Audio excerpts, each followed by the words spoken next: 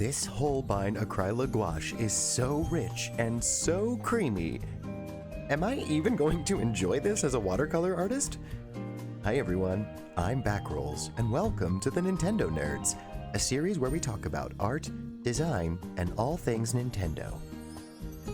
So stick around, because in today's video, I'll be swatching and providing my first impressions of the Holbein Acryla Gouache 12-color lesson set and primary mixing set. We hope that you're all holding up and staying sane during these long weeks inside. So a few weeks ago, I shared my takeaways from the Paul Rubens 48-pan set, but personally, just one frivolous art purchase was not going to tide me over during shelter-in-place. I decided, after a year of painting exclusively with watercolor, it was time to branch out a little bit. But only a little, to Holbein's line of Acryla Gouache. I really love Holbein's tube watercolors, so in venturing into Acryla Gouache, I picked up their 12-tube colors lesson set, as well as the 5-tube primary mixing set, which comes with CMYK and white. So some of you might be wondering, what is Acryla Gouache?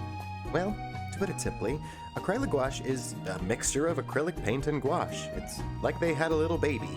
It's water-soluble when it comes out of the tube, so it behaves a lot like watercolor. But unlike gouache, Acryla Gouache cannot be reactivated by water once it is dried up on your painting or on your palette. It dries in a more matte and opaque way, and it's water-resistant. So this way, you can layer in an opaque way that's really not obtainable in regular watercolor. It's easier to correct mistakes, but your brush strokes are a lot more visible. Some similar strengths to watercolor, some similar weaknesses, but it's a medium all its own, and I was very excited and nervous to try it. So when swatching, I was trying to approach these paints the same way I swatch watercolors, and they have a decent amount of water flow to them as well. In hindsight, I'm not sure I'd swatch these paints in the same way I usually swatch my traditional watercolor tubes. While it's great to know that it's still possible to obtain wet-on-wet washes with Acryla Gouache, my swatches probably would have been more effective if I'd taken the paint directly from the palette, rather than letting it sit for a while and continue activating with water.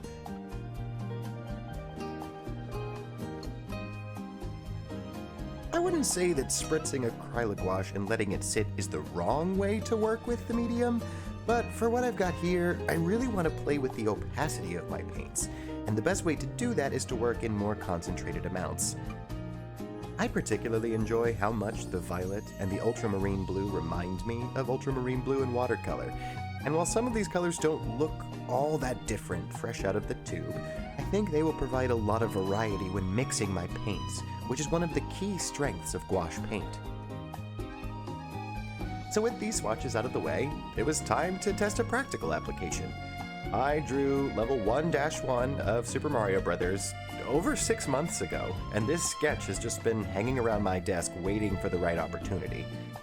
Now if you're anything like me, maybe you know this shelter-in-place feeling of having all the time in the world to make art, but none of the motivation? So in instances like this, I'm glad I have a small pile of unfinished projects. For me, sketching is the laborious part of art that I don't like as much, because I think color theory comes a lot more easily to me than the sketching and the rendering of proportions and all of that. I just really enjoy being able to take a sketch off the top of my stack and get right to the fun part, which is painting. And I have to say, viewer, painting with Holbein Acryla Gouache is quite simply a ton of fun. Color mixing is simple and straightforward because you're going to get the same color on your page as you will on the palette. This is different from normal watercolor because normal tube paints will always dry lighter than how they first appear. Acryla Gouache also glides onto the paper like you're painting with room temperature butter, which might sound a little weird, but I think if you're a painter, you'll probably know what I'm talking about and what I mean by this. It just has this velvety texture that feels so good when you're painting with it. Now, to be perfectly honest, there's a big streak right in the middle of this piece that I'm not thrilled about, and you probably see can't really hide it. But I think that's way more of a me problem than it is a paint quality problem. As I mentioned before, gouache shows your brush strokes a lot more visibly, and I didn't actually have all the right tools for the job when going into this. My background sky wash would have been a lot cleaner if I had used a square end brush, but I don't actually have one yet. I was going in with my quill brush, and that left some strokes I wasn't completely in love with, but hey, this is my first time working in the medium. I'd be interested to see how visible that middle section would have been if I'd attempted some kind of wet on wet layer on top, but for a first time experiment, I called it good enough for now. So brushstrokes aside that were totally my fault, I really love this paint. Great pigmentation, excellent flow, and really wonderful mixing properties. I was nervous about getting into acrylic paint because watercolor is what I know, and on top of that, I don't love a mess.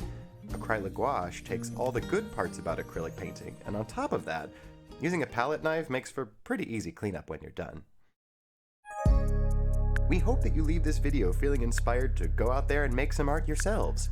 If you have any questions about Holbein Acryla Gouache or watercolor in general, please let us know in the comments below. I'd be glad to answer. And if you enjoyed this video, a thumbs up would help us out a lot. For more weekly videos on art, design, and all things Nintendo, be sure to click subscribe. As always, we hope you leave this video ready to pick up a Pro Controller, a paintbrush, or a pen. I'm Backrolls, and this has been the Nintendo Nerds.